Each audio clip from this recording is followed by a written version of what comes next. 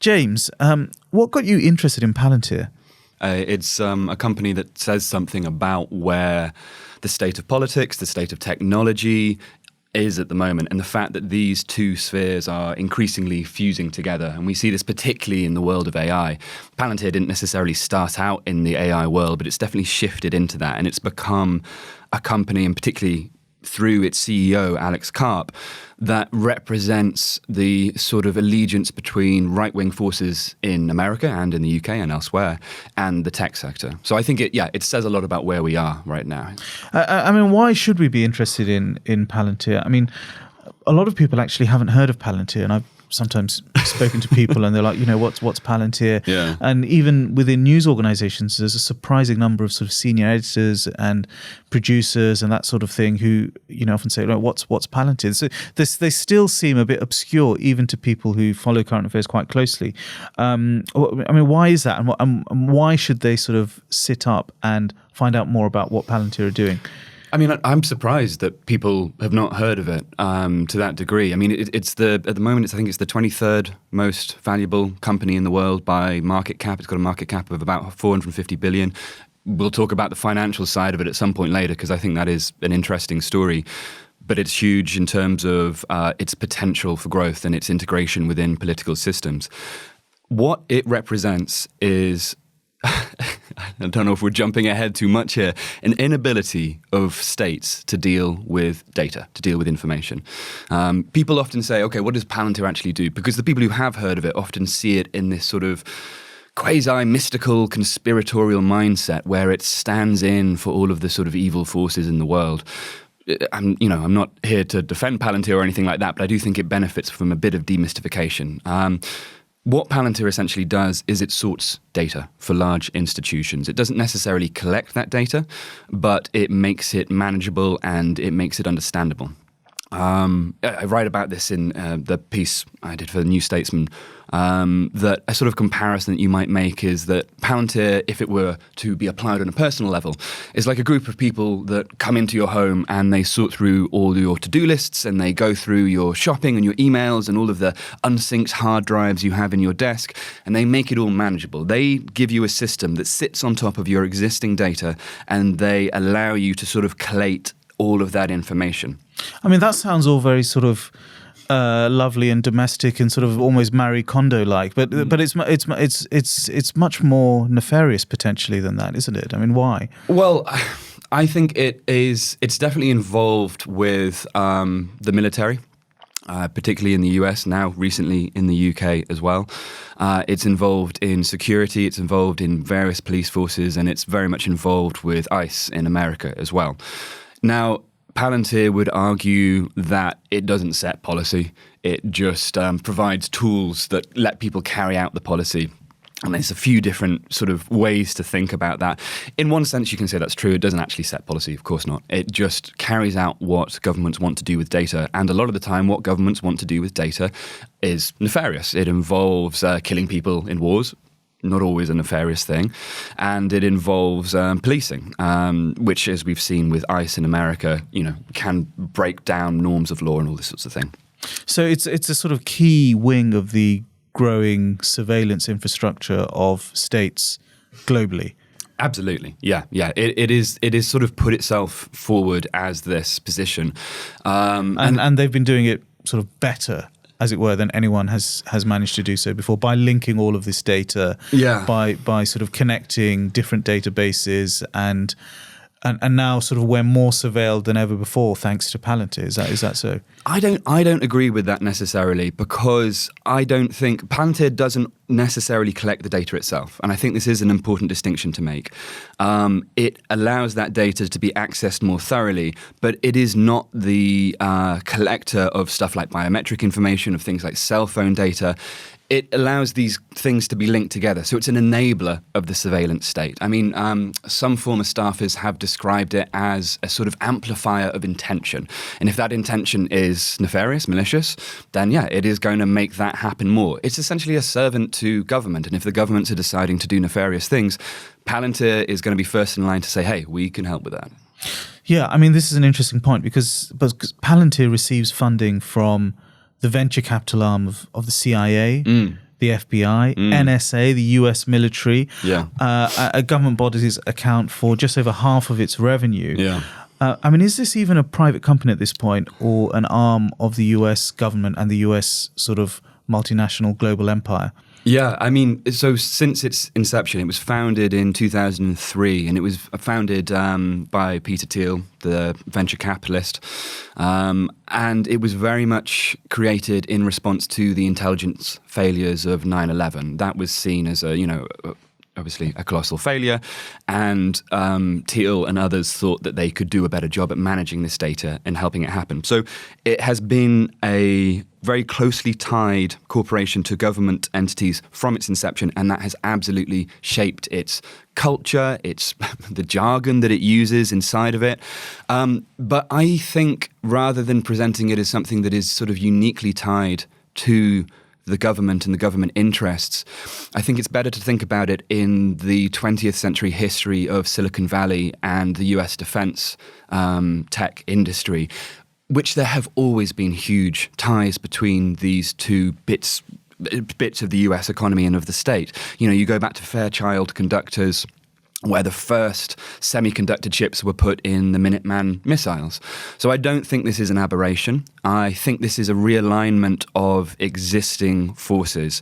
So it's essentially a new guard within Silicon Valley taking on these close ties to the state. But the fact that Silicon Valley companies have close ties to the state, that's not new. But surely it's new that for the first time you have a single organization that has its fingers in so many pies. I mean, you go from the immigration OS that it's set up for ICE in America to the NHS here in the UK to, countries all over the world. I mean, it seems quite sort of, you can understand why people are conspiratorial about this. Absolutely. Do you think there's some justice to that? I mean, what about concerns about privacy and the safety of your data? Yeah. Are they legitimate concerns?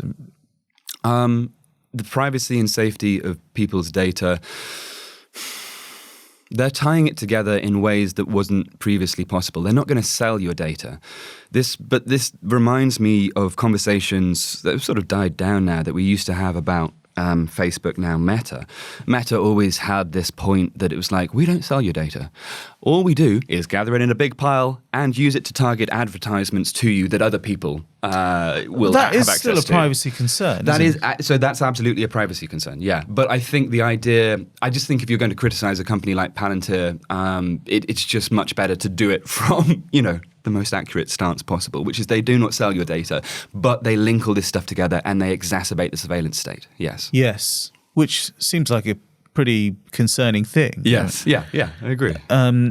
So would you say Palantir is a symptom of the way in which the world is changing in terms of sort of growing surveillance and growing repression ultimately by these arms of the state?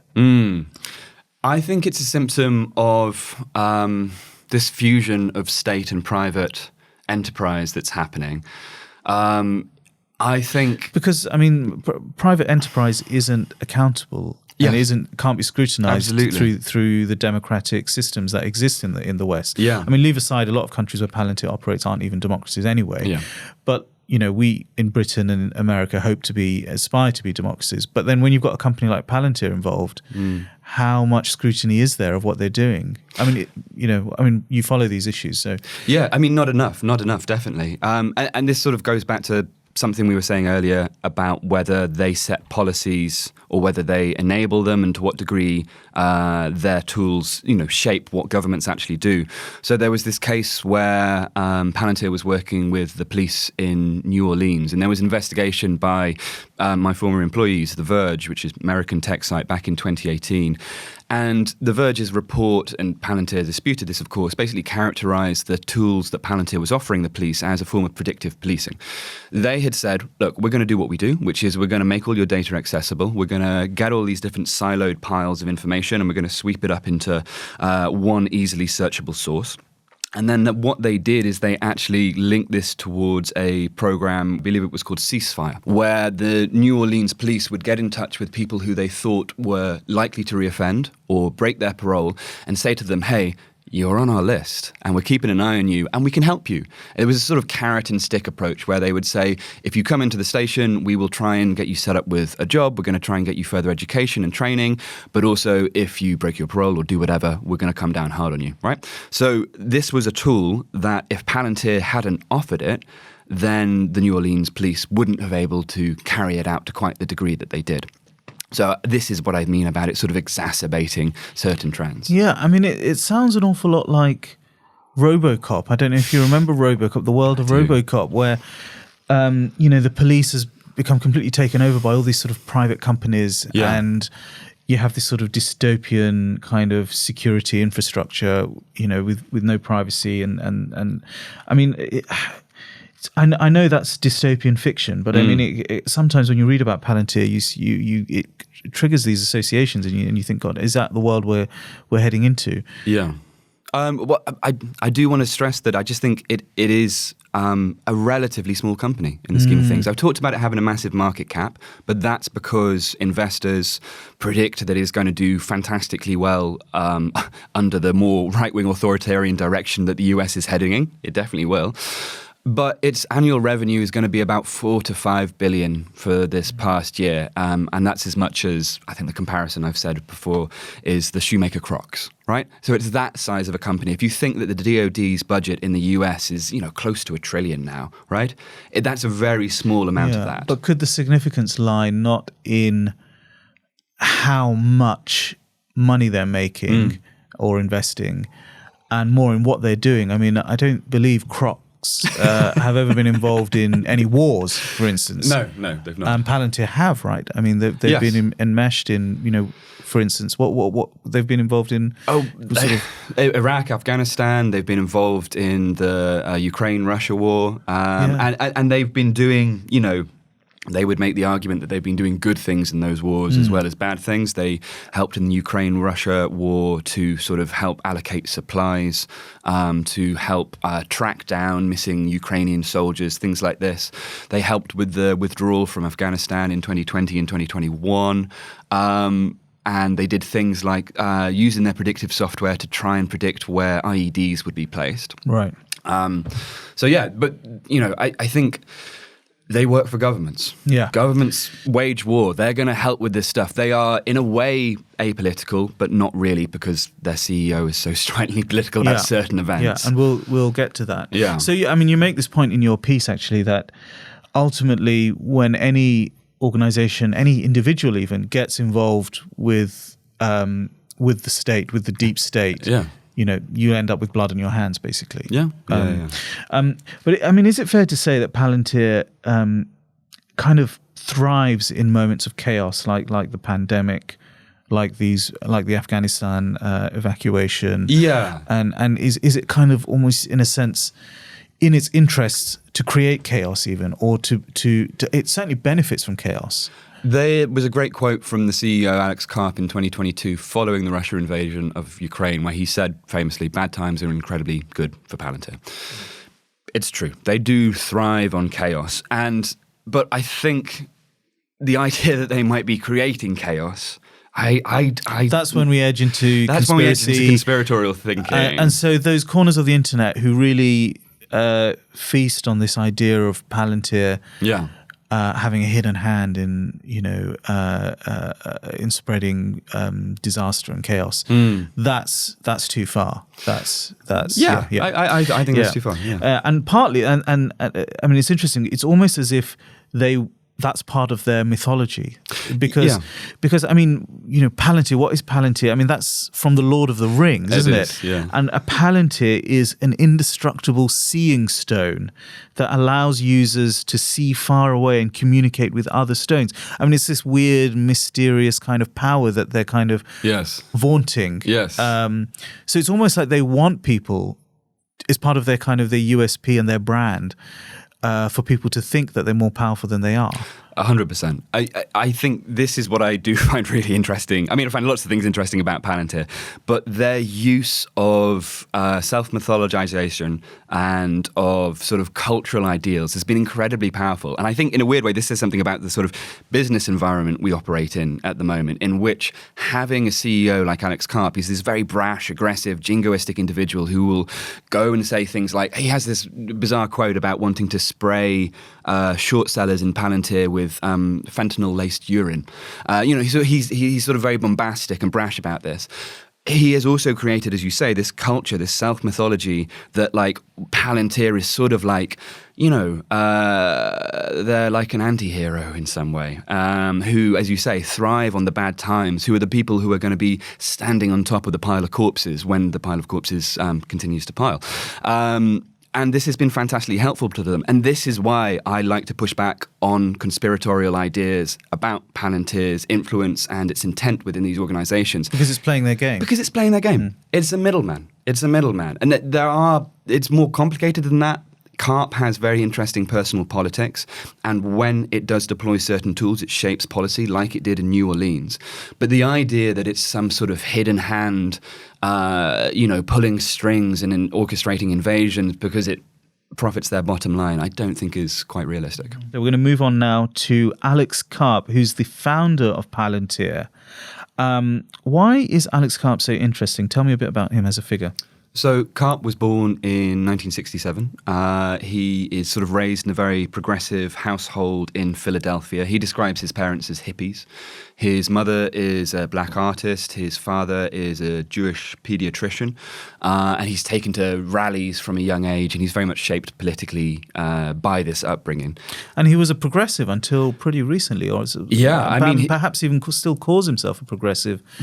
He floats back and forth on this now. Essentially, he was a progressive. He was a self-identified socialist for a very long time, which was obviously an unusual thing to be as a CEO in America. And in the last year, since Trump came in for the second administration, has taken a very definite turn towards supporting Trump, his policies, and has now sort of split from the Democrat Party. But for reasons I'm sure we'll come into. But he's raised in this sort of progressive household, and he goes to Haverford College for university, which is founded by Quakers, and it's very progressive and socially rooted as well. And he does philosophy there. From there, he goes to Stanford Law. And that's where he meets Peter Thiel. He describes Stanford Law as the worst 3 years of his life. He really hates it. He hates I think he hates the social life. Maybe he hates the other students. I don't know. But he gets on well with Thiel. And at this point, he's in California. He's in proximity to Silicon Valley. Yes. And he's in proximity to this phenomenon that he's now very closely associated with, which is the tech world. And does it start at Stanford? No. Right. He's still at Stanford. He is not really involved in that at all. He never becomes a coder. He never really gets involved in tech until he finishes Stanford. He goes to Goethe University in Frankfurt to do his PhD in philosophy. And it's after that, when he comes back to the US, that Thiel taps him in order to get involved in in Palantir. I want to ask you about his philosophical training, because he sees himself as something of a philosopher, right? Yeah. He's just written a book. What's it called? The Technological Republic. The Technological Republic. Co-authored, yes. Co-authored, but it's a nod to Plato, and he studied with one of the the great philosophers in the Western tradition of recent times, Jürgen Habermas, who is the great theorist of the public sphere. Yeah. I mean, what do you think he learned from Habermas, if anything? Well, studied with is an interestingly and usefully ambiguous term here, because I think this is an interesting part of Karp's character. He definitely, attended seminars and things and worked alongside Habermas, but he asks him to be the second reader of his dissertation, and Habermas turns him down. His reason for doing so is sort of kind of polite, but it's that essentially Karp doesn't have enough of a grasp of the German language. Right. But he says, Habermas says in this letter, but native German speakers wouldn't be able to deal with the subtleties of your subject, which is the work of Theodor Adorno, and specifically a book called The Jargon of Authenticity. Right. So this is, these are Marxists. This is the Frankfurt School. This is the Frankfurt School. I mean, it's quite an incredible thing for the CEO of Palantir to be immersed in and so well versed in. I mean, how does it square square up? I mean, well, I think there's one version of it is that I think Karp is just genuinely interested in this stuff. He seems to be also, pretty good at it, right? He's doing a PhD at the Goethe School. It's pretty prestigious. Okay, he doesn't get Habermas on board, but that would be a pretty incredible get. So I think he's genuinely interested in this. There have been dissections of his dissertation, which I will get the full title for here, so the title of his dissertation is Aggression in the Life World, Expanding Parsons' Concept of Aggression Through the Description of the Relationship Between Jargon, Aggression, and Culture. And it's essentially a study of what's called secondary anti-Semitism, which is summed up in this wonderfully pithy phrase that the Germans will never forgive the Jews for Auschwitz. And it's all about looking at how language identifies identities within social groups and how it sublimates and resurfaces social aggression in various ways. So this ties into Karp's character as someone who is incredibly socially canny. This is something that's said about him by a lot of his colleagues, by a lot of people who come into contact with him, that he is socially magnetic, he is charismatic, he is able to hold an audience, he is able to talk very fluidly and convince people of his goals. Now, when he comes back to America and Thiel recruits him to head up Palantir, I think this salesmanship, essentially, is part of what attracts Thiel to him for taking up that position. However, it also has an incredible political benefit in that Karp is so self-identified and so consistently identified as a progressive, that it acts as a little bit of a political shield. Because if you have this company like Palantir that's dealing with the CIA, the NSA, the FBI, all about this sort of infringement of privacy and personal liberties, it really helps to have a guy who can speak so convincingly about his dedication to what Karp continually calls Western values and Western ideals. So I think that is two of the uses that Thiel has for Karp. Yeah, very interesting. I mean, so his expertise is in this notion of social aggression. And of course, he, through his company, is now involved in forms of social aggression. If you think about the climate, with regard to refugees and migrants, in America. Yeah. I mean, has he made this sort of Faustian bargain that he immersed himself in this deep study of society and then has used this knowledge? Yeah. To almost. To kind of perpetrate the kinds of things he was studying academically. Yeah. I mean, I think the subject of his dissertation shows off his social analytical skills. And it does so, and that's obviously benefited him in this various ways. And I think that has given a sort of natural affinity with Palantir's business, which is essentially about connecting the dots. There is a great dissection of his PhD and how it fits into the sort of culture and rhetoric of Silicon Valley by a scholar at Harvard named Moira Weigel. I'm not a Adorno scholar. I don't know much about this, so I'm sort of referring a lot to her thoughts on this. And she makes the point that Karp takes Adorno's framework for analysing what was a sort of form of existentialist rhetoric after World War II in Germany that was used to hide reactionary politics. You would have a lot of people referring to ideas of being and authenticity, and this is something Karp talks a lot about now. He talks about the ontology of individuals and of society and how we form a sort of nation together through collective myth.